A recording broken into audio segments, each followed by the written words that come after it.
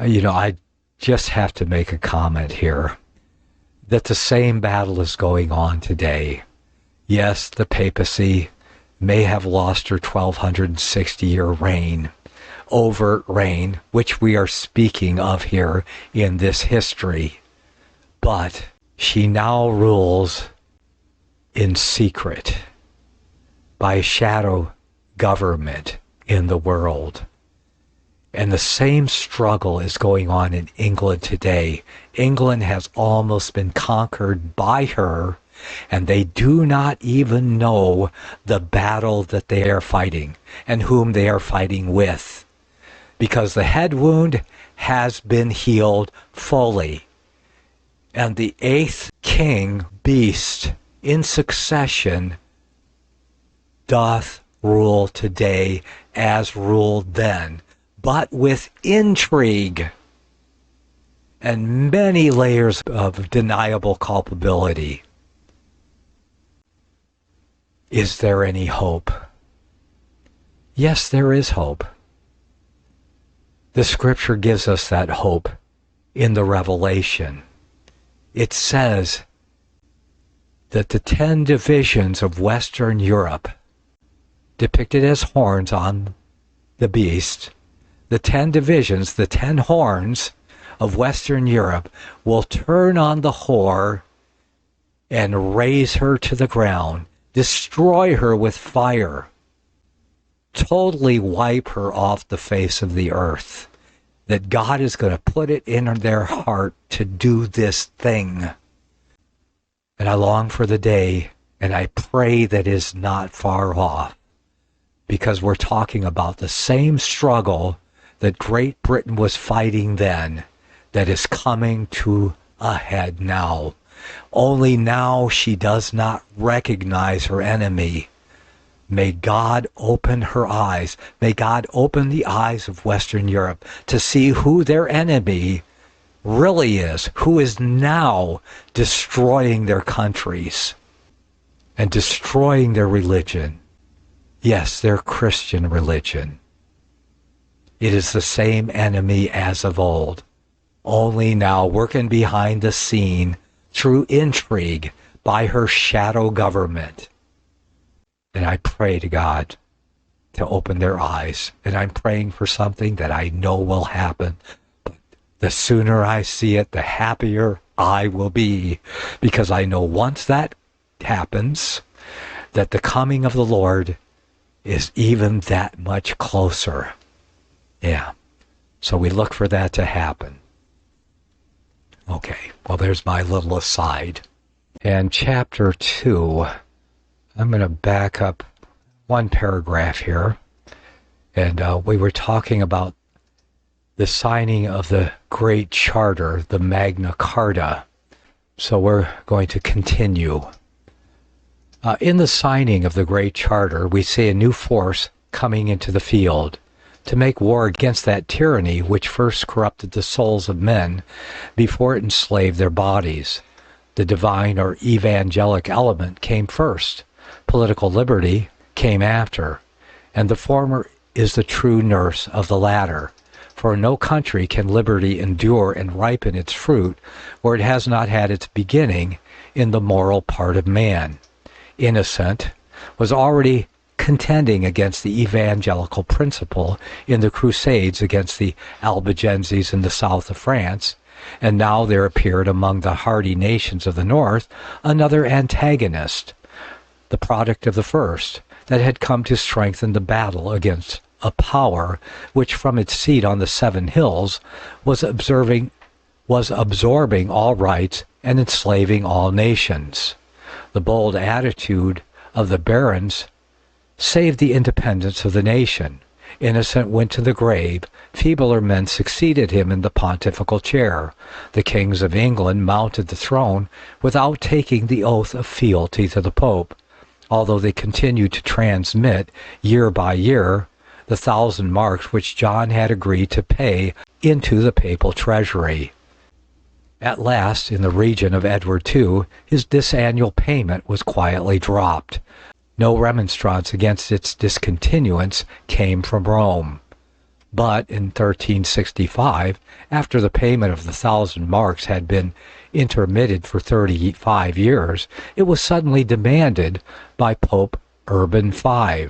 The demand was accompanied with an intimation that should the king, Edward III, fail to make payment, not only of the annual tribute, but of all arrears, he would be summoned to Rome to answer before his liege lord, the Pope, for his defiance. This was in effect to say to England, prostrate yourself a second time before the pontifical chair. The England of Edward III was not the England of King John, and this demand, as unexpected as it was insulting, stirred the nation to its depths.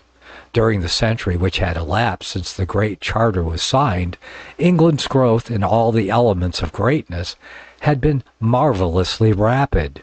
She had fused Norman and Saxon into one people. She had formed her language. She had extended her commerce. She had reformed her laws. She had founded seats of learning, which had already become renowned. She had fought great battles and won brilliant victories.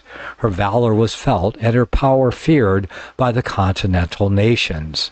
And when this summons to do homage as a vassal of the Pope was heard, the nation hardly knew whether to meet it with indignation or with derision. What made the folly of Urban's demand the more conspicuous was the fact that the political battle against the papacy had been gradually strengthening since the era of the Magna Charta.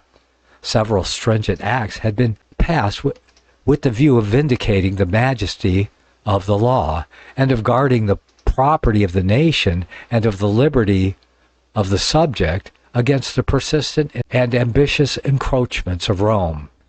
Nor were these acts unneeded. Swarm after swarm of aliens, chiefly Italians, had invaded the kingdom, and were devouring its substance and subverting its laws. Foreign ecclesiastics were nominated by the Pope to rich livings in England, and although they neither resided in the country nor performed any duty in it, they received the revenues of their English livings and expended them abroad. For instance, in the 16th year of Edward III, 2 Italian cardinals were named to 2 vacancies in the dioceses of Canterbury and York, worth annually 2,000 marks, the first fruits and reservations of the Pope, said the men of those times, are more hurtful to the realm than all the king's wars. In a parliament held in London in 1246, we find it complained of, among other grievances, that the Pope, not content with Peter's pence, oppressed the kingdom by extorting from the clergy great contributions without the king's consent, that the English were forced to prosecute their rights out of the kingdom, against the customs and written laws thereof, that oaths, statutes, and privileges were enervated, and that in the parishes where the Italians were beneficed, there were no alms, no hospitality, no preaching, no divine service, no care of souls, nor any reparation done to the parsonage houses. A worldly dominion cannot stand without revenues. The ambition and the theology of Rome went hand in hand, and supported one another. Not an article was there in her creed, not a ceremony in her worship, not a department in her government, which did not tend to advance her power and increase her gain. Her dogmas, rites, and orders were so many pretexts for exacting money. Images, purgatory, relics, pilgrimages, indulgences, jubilees, canonizations, miracles, masses were but taxes under another name. Tithes, annats, investitures, appeals, reservations, expectatives, bulls, and briefs were so many drains for conveying the substance of the nations of Christendom to Rome. Every new saint cost the country of his birth 100,000 crowns. A consecrated pall for an English archbishop was bought for £1,200. In the year 1250, Walter Gray, Archbishop of York, paid £10,000 for that mystic ornament, without which he might not presume to call councils, make chrism, dedicate churches, or ordain bishops and clerks. According to the present value of money, the price of this trifle may amount to £100,000. And of course, we're talking about money 150 years ago here.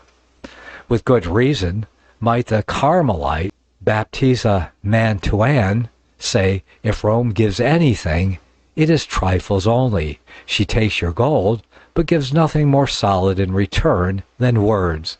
Alas, Rome is governed only by money.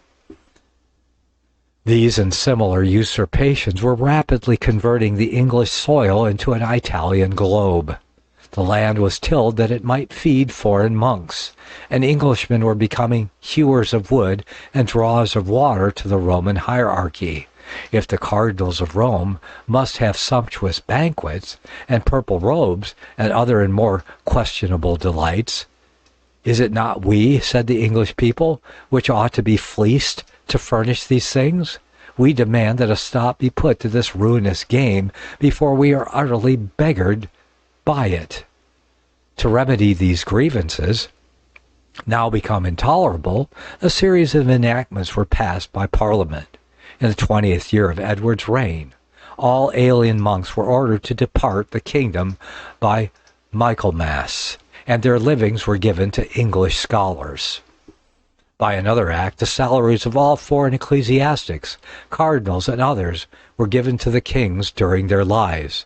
It was further enacted, and the statute shows the extraordinary length to which the abuse had gone, that all such alien enemies as be advanced to livings here in England, being in their own country shoemakers, tailors, or chamberlains to cardinals, should depart for before Michaelmas, and their livings be disposed to poor English scholars.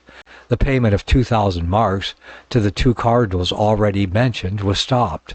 It was enacted further that no Englishman should bring into the realm to any bishop or other any bull or other letters from Rome, or any alien, unless he show the same to the chancellor or warden of the Cinque Ports, upon loss of all he hath.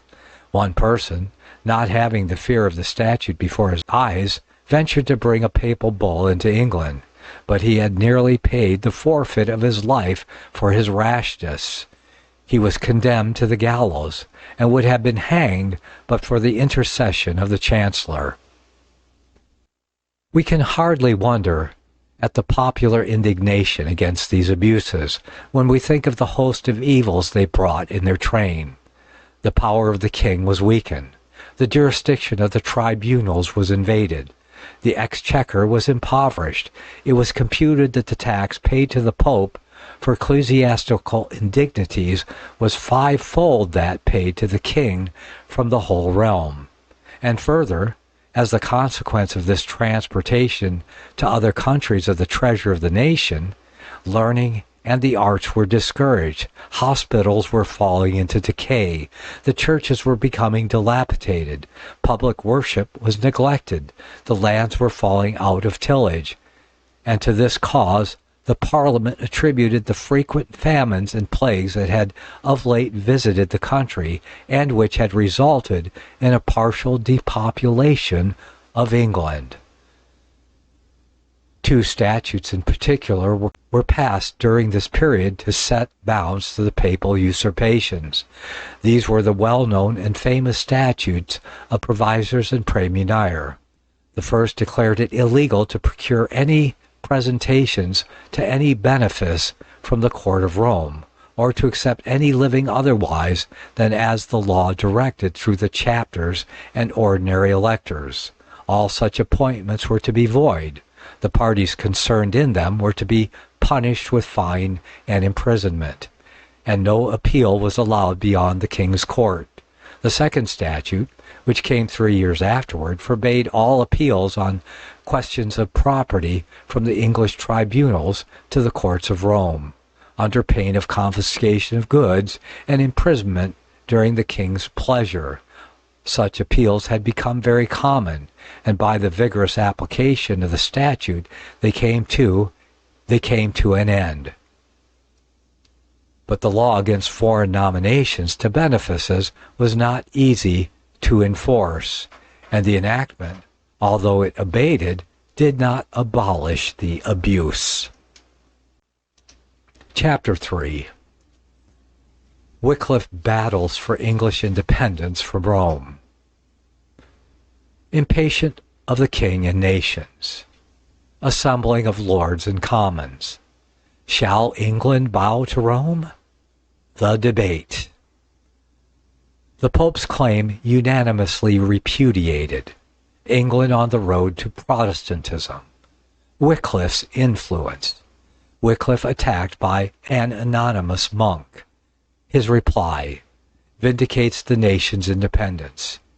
A momentous issue, a greater victory than Crecy. His appeal to Rome lost. Begins to be regarded as the center of a new age. When England began its papal resistance, it was growing in power and wealth.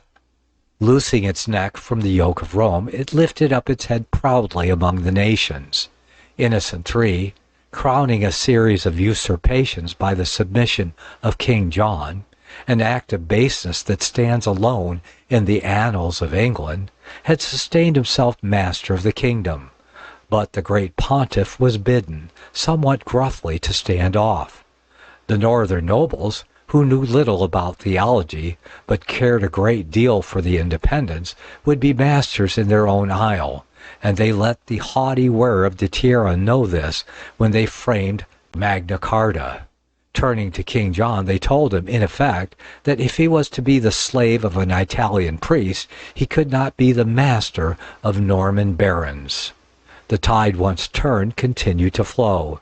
The two famous statutes of provisors and praemunire were enacted. These were a sort of double-breast work. The first was meant to keep out the flood of usurpations that was setting in from Rome upon England, and the second was intended to close the door against the tithes, revenues, appeals, and obedience which were flowing in an ever-growing stream from England to the Vatican. Great Britain had never before performed an act of resistance to the papacy, but with it came a quickening of her energies and a strengthening of her liberty. This was the moment chosen by Urban V to advance his insolent demand. How often have popes failed to read the signs of the times? Urban had signally failed to do so. The nation, though still submitting to the spiritual burdens of Rome, was becoming restive under her supremacy and pecuniary exactions. The Parliament had entered on a course of legislation to set bounds to these avaricious encroachments.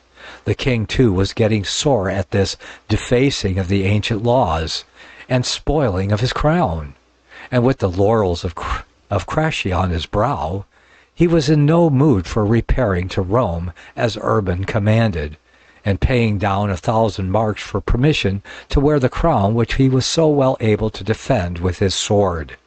Edward assembled his parliament in 1366, and laying the Pope's letter before it, bade it take counsel and say what answer should be returned.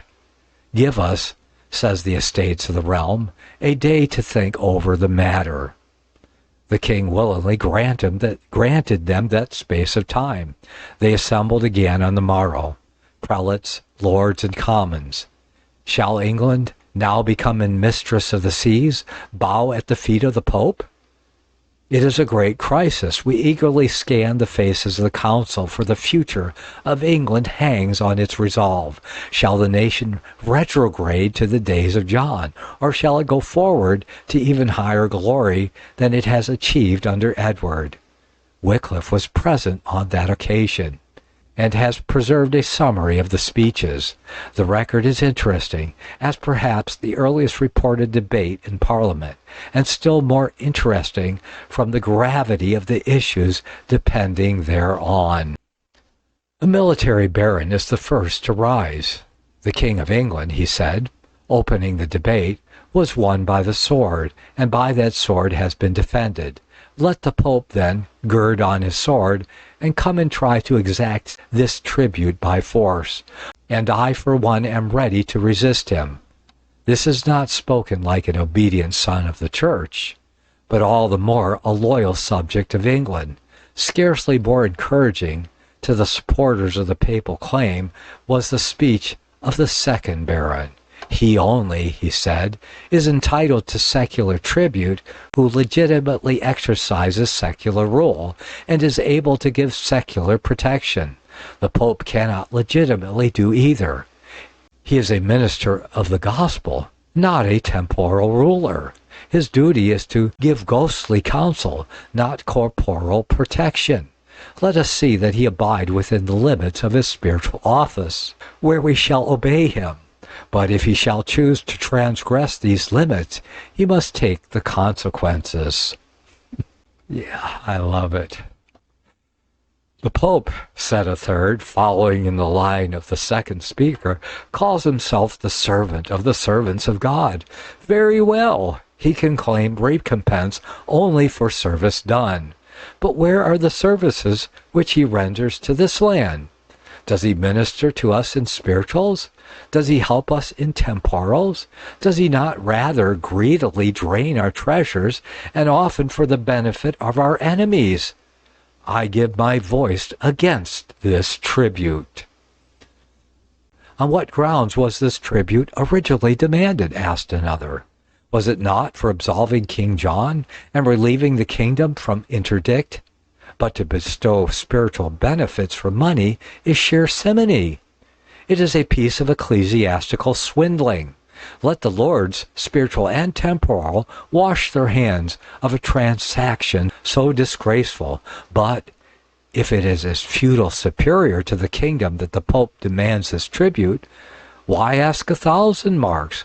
Why not ask the throne, the soil, and the people of England? If his title be good for these 1,000 marks, it is good for a great deal more. The Pope, on the same principle, may declare the throne vacant and fill it with whomsoever he pleases. Pope Urban tells us, so spoke another, that all kingdoms are Christ's, that he as his vicar holds England for Christ. But as the Pope is peccable and may abuse his trust, it appears to me that it were better that we should hold our land directly and alone of Christ. Let us, said the last speaker, go at once to the root of the matter. King John had no right to gift away the kingdom of England without the consent of the nation. That consent was never given. The golden seal of the king, and the seals of the few nobles whom John persuaded or coerced to join him in this transaction, do not constitute the national consent. If John gifted his subjects to Innocent like so many chattels, Innocent may come and take his property if he can.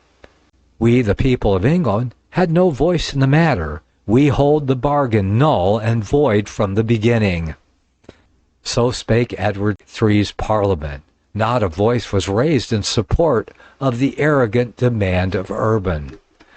Prelate, baron, and commoner united in repudiating it as insulting to England, and these men expressed themselves in that plain, brief, and pithy language which betokens deep convictions as well as determined resolution.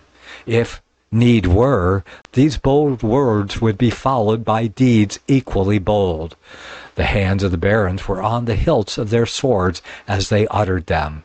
They were, in the first place, subjects of England, and in the second place, members of the Church of Rome. The Pope accounts no one a good Catholic who does not reverse this order and put his spiritual above his temporal allegiance, his church before his country. This firm attitude of the Parliament put an end to the matter. The questions which Urban had really raised was this, and nothing less than this: shall the Pope or the King be sovereign of England? The answer of the Parliament was, not the Pope, but the King. And from that hour the claim of the former was not again advanced, at least in explicit terms. The decision at which the Parliament arrived was unanimous. It reproduced in brief both the argument and spirit of the speeches. Few such replies were in those days carried to the foot of the papal throne. Forasmuch, so ran the decision of the three estates of the realm, as neither King John nor any king could bring his realm and kingdom into such thraldom and subjection but by common assent of Parliament, the which was not given. Therefore, that which he did was against his oath at his coronation, besides many other causes. If therefore the Pope should attempt anything against the king by process, or other matters indeed, the king with all his subjects should, with all their force and power, resist the same. Thus far had England in the middle of the 15th century advanced on the road to the Reformation. The estates of the realm had unanimously repudiated one of the two great branches of the papacy. I just have to make a comment here that the same battle is going on today. Yes, the papacy may have lost her 1260-year reign, overt reign, which we are speaking of here in this history. But she now rules in secret by shadow government in the world. And the same struggle is going on in England today. England has almost been conquered by her, and they do not even know the battle that they are fighting and whom they are fighting with. Because the head wound has been healed fully. And the eighth king, beast, in succession, doth rule today as ruled then, but with intrigue and many layers of deniable culpability. Is there any hope? Yes, there is hope. The scripture gives us that hope in the Revelation. It says that the 10 divisions of Western Europe, depicted as horns on the beast, the 10 divisions, the 10 horns of Western Europe will turn on the whore and raze her to the ground, destroy her with fire, totally wipe her off the face of the earth. That God is going to put it in their heart to do this thing. And I long for the day, and I pray that is not far off, because we're talking about the same struggle that Great Britain was fighting then that is coming to a head now. Only now she does not recognize her enemy. May God open her eyes. May God open the eyes of Western Europe to see who their enemy really is, who is now destroying their countries and destroying their religion. Yes, their Christian religion. It is the same enemy as of old, only now working behind the scene through intrigue by her shadow government. And I pray to God to open their eyes. And I'm praying for something that I know will happen. But the sooner I see it, the happier I will be. Because I know once that happens, that the coming of the Lord is even that much closer. Yeah. So we look for that to happen. Okay. Well, there's my little aside. Thus far had England in the middle of the 14th century advanced on the road to the Reformation. The estates of the realm had unanimously repudiated of the two great branches of the papacy. The dogma and the vicarship binds up the spiritual and the temporal in one anomalous jurisdiction. England had denied the latter, and this was a step toward questioning and finally repudiating the former. It was quite natural that the nation should first discover the falsity of the temporal supremacy before seeing the the equal falsity of the spiritual. Urban had put the matter in a light in which no one could possibly mistake it. In demanding payment of 1,000 marks annually, he translated, as we say, the theory of the temporal supremacy into a palpable fact. The theory might have passed a little longer without question, had it not been put into this ungracious form. The halo which encompassed the papal fabric during the Middle Ages began to wane, and men took courage to criticize a system whose immense prestige had blinded them hitherto. Such was the state of mind of the English nation. Its Reformation was not far off. Wycliffe had greatly and mainly contributed to bring about this state of mind in England. He had been a teacher of the barons and commons. He had propounded these doctrines from his chair in Oxford before they were proclaimed by the assembled estates of the realm. But for the spirit and views with which he had been quietly leavening the nation, the demand of Urban might have met a different reception. It would not, we believe, have been complied with. The position England had now attained in Europe, and the deference paid her by foreign nations, would have made submission impossible. But without Wycliffe, the resistance would not have been placed on so intelligible a ground, nor would it have been urged with so resolute a patriotism. The firm attitude assumed effectually extinguished the hopes of the Vatican, and rid England ever after of all such irritating and insolent demands. That Wycliffe's position in this controversy was already a prominent one, and that the sentiments expressed in Parliament were but the echo of his teachings in Oxford, are attested to by an event which then took place. This just so is screaming to me of the times that we're in now, and what our recent martyr, Mr. Kirk, or Church himself, is doing not only to this nation but to the world. Perhaps this is the turning point where the world sees. I pray that it is, that people will dig far enough to see where the real rottenness is emanating from the very man of sin himself, and that great apostasy that resides around him at the Vatican. There, I said it. She is the fount of all of the world's troubles, and she can be just as easily thrown off. And it is foretold that it will happen.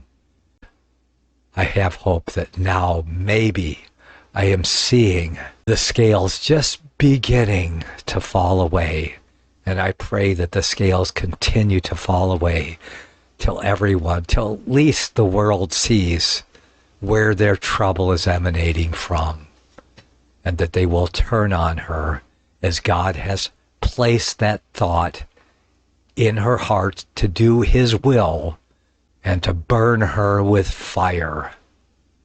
And this is a warning for all of those that are attached to her. Maybe it's time to leave, because the fire is coming, and nothing can stop that two-edged sword that comes out of the mouth of him who sits on that white horse. God has spoken his word, and surely, as it is spoken, it will be done.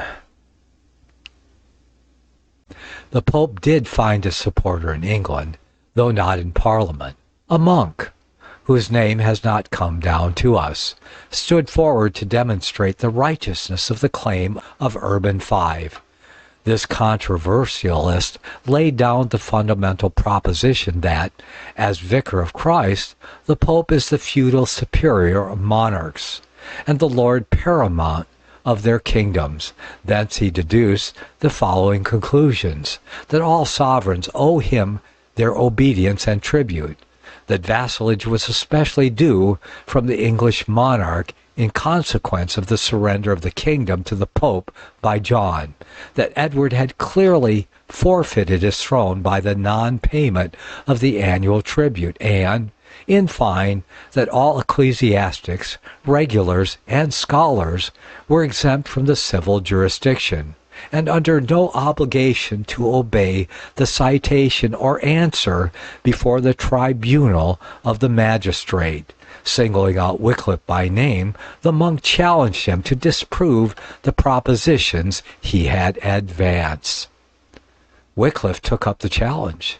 The task was one which involved tremendous hazard, not because Wycliffe's logic was weak or his opponents unanswerable, but because the power which he had attacked could ill brook to have its foundations searched out, and its hollowness exposed, and because the more completely Wycliffe should triumph, the more probable was it that he would feel the heavy displeasure of the enemy against whom he did battle. He had a cause pending in the Vatican at that very moment, and if he vanquished the Pope in England, how easy would it be for the Pope to vanquish him at Rome? Wycliffe did not conceal from himself this and other greater perils. Nevertheless, he stepped into the arena. In opening the debate, he styles himself the king's peculiar clerk, from which we infer that the royal eye had already lighted upon him, attracted by his erudition and talents, and that one of the royal chaplaincies had been conferred upon him. The controversy was conducted on Wycliffe's side with greater moderation. He contents himself with stating the grounds of objection to the temporal power, rather than working out the argument and pressing it home.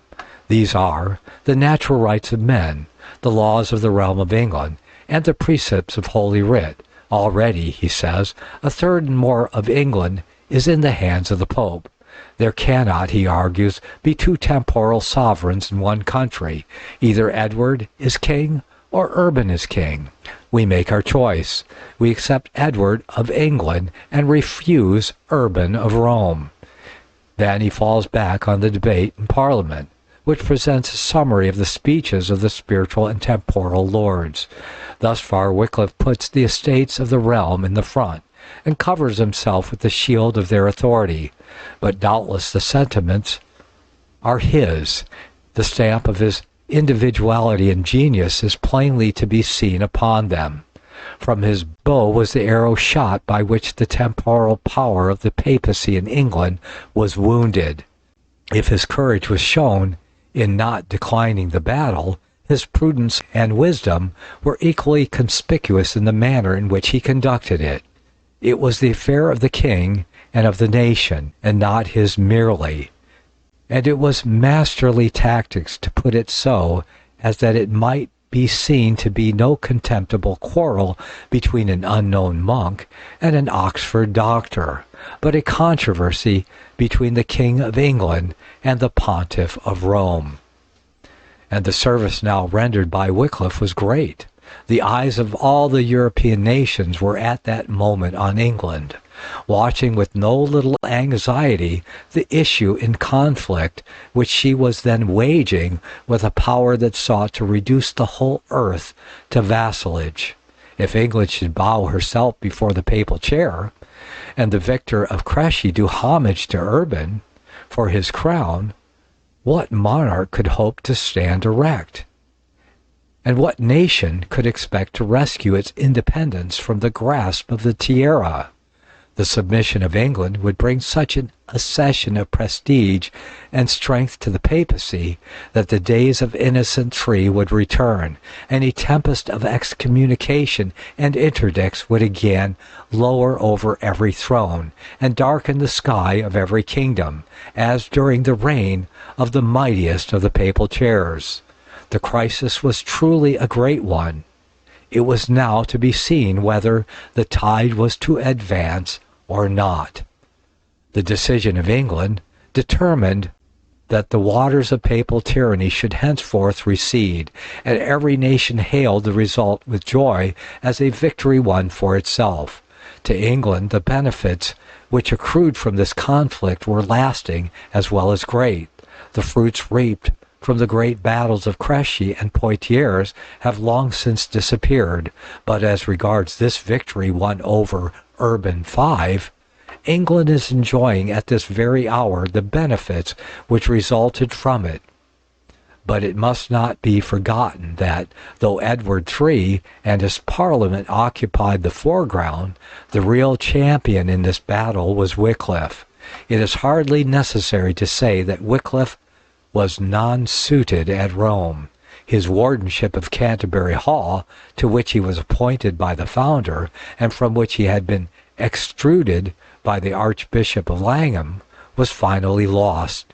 His appeal to the Pope was made in 1367, but a long delay took place, and it was not until 1370 that the judgment of the Court of Rome was pronounced, ratifying his extrusion and putting Langham's monks in sole possession of Canterbury College.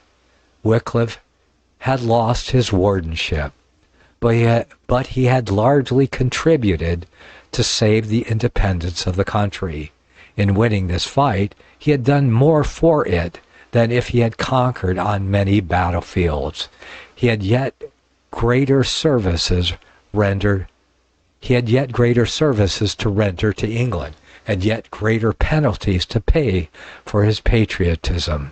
Soon after this, he took his degree of Doctor in Divinity, a distinction rarer in those days than in ours, and the chair of theology, to which he was raised to extend the circle of his influence and pave the way for the fulfillment of his great mission at the center of a new age. That's the end of chapter 3 there. Wow. Yeah, going through that history there really brings to the forefront exactly what is going on in Great Britain today. If they could see, the similarity of what was going on then, and call on the same forces, the same spirit today to overthrow that same evil that's overtaking them, only in a different way, through intrigue. They're fighting against people that have been placed in their government by the shadow government that rules over most of the earth. And wherever there is more trouble, more tyranny, you know that the fingerprint of that shadow government is there behind the scenes, working frivolously. And they always fall because of their corruption, because they always have to resort to corruption, and their corruption always caves in on itself, as we see it doing in America at this very minute. Praise be to God. So I just like to take a moment and just pray for our brothers in the British Isles, in Great Britain, and throughout Western Europe, especially our brothers in Christ. And that for those that are suffering there, that they will see where their true suffering is coming from, that they may find the true remedy. And of course, the true remedy is in Christ, that they should turn to Christ. That's my prayer for Great Britain and Western Europe. I long for the day in that prophecy, one of the last prophecies of the Revelation that must be fulfilled before Christ comes, to be fulfilled. And that is the destruction of the great mystery Babylon harlot with her man of sin and her great apostasy. And for all of those people that are innocently involved in her great apostasy, I pray that God opens their eyes and they answer the call as the Reformers began to do in the 16th century, and before that, and ever since then, to answer the call to come out of her, my people. Yes, God says, I have my people that are involved. They were born into it, and there are some there that are involved in it innocently, and they truly have a love for Jesus.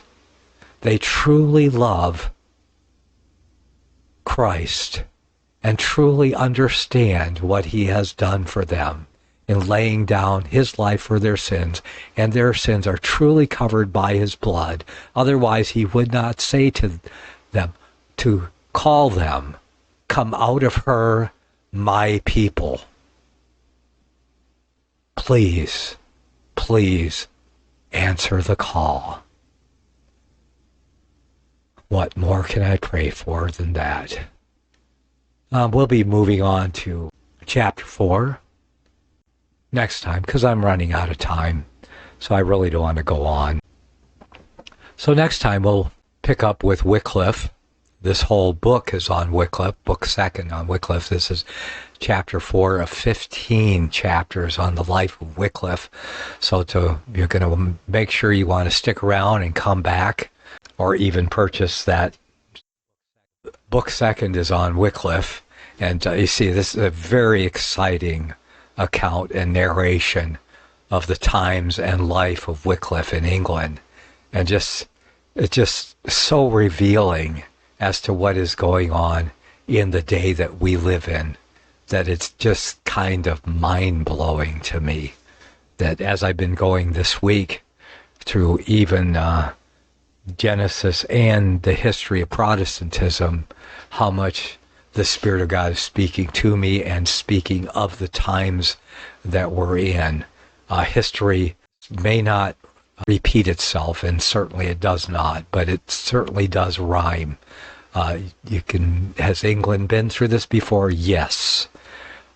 Great Britain, Western Europe has been through all of this before, and they're all suffering from the same vassalage to the same authority and power that plagued it then is the same one that is plaguing it now. The head healing has happened. Yeah, it has happened.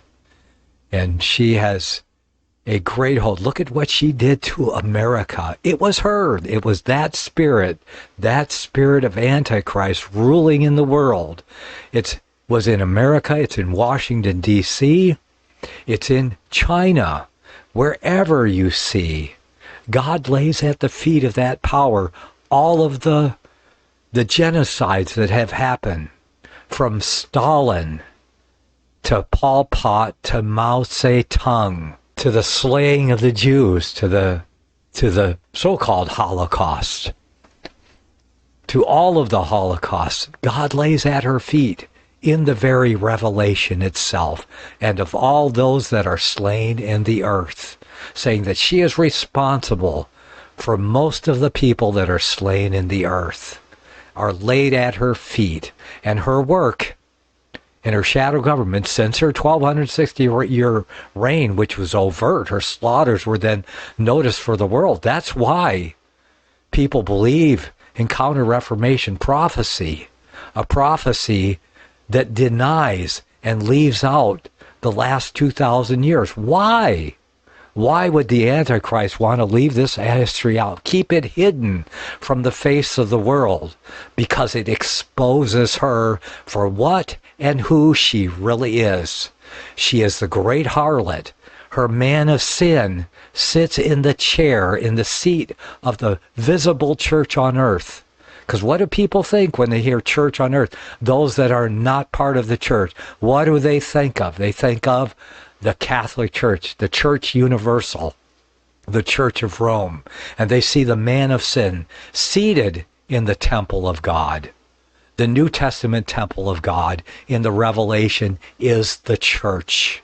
And there is a clear distinction in the Revelation made between the true church and the great apostasy, the Antichrist church with its man of sin. And the world is going to clearly see it, especially Western Europe. Its eyes is going to be opened. God says, if I go to that space in Revelation, well, you'll see it there. We can talk about it. And I've talked about it many, many times before, that God is going to put it in their hearts to turn on her and destroy her with fire. And I don't believe it's just going to be, situated there at the Vatican, but wherever she is on the many waters that cover the whole earth, wherever she has universities, wherever she has monasteries, wherever she has churches and edifices and owns nations, people are going to turn on her worldwide. That's what I see. That's the sign that we're given. That's what it means in the Revelation. So hear it louder and clearer than ever before. If you're in it, and many people are coming out of it. Well, no, a lot of people are turning to it right now at this time, because they don't see where the things that have been happening in America have really come to, that led to this martyrdom that is upsetting the whole world now, and upsetting the church, and turning many people to churches. But many of them are turning to the harlot church himself. And I can say to those that are turning there, if you're turning there because of the things that you see in the world, you have to recognize where it's coming from. It's coming from the man of sin and that great apostasy. And God calls you, if you're truly his, to come out of her and join yourself to his church, that is the Reformed church, that is based on the Word of God and based on the infant church of the apostles and his word, rather than the fables of Rome. Well, I am running out of time quickly here, and I hope you've all enjoyed this segment. And forgive me for preaching there a little bit at the end, but I couldn't help myself. Could not help myself. Well, may the Almighty bless you all and keep you all as you travel on the narrow way that leads to life. I plan on being back in this chair tomorrow, so I hope to see you then. Years ahead of the dominant media, FirstAmendmentRadio.com and FirstAmendmentRadio.net. Secrets of the Rapture. Is there a 500-year-old conspiracy? A propaganda machine so pervasive and entrenched, yet so elusive that the entire world could be taken in by it, working in plain sight, but unseen by the world for what it truly is? If prophecy is God-given history in advance, why does the prophecy that has conquered the age also exclude nearly 2,000 years of history?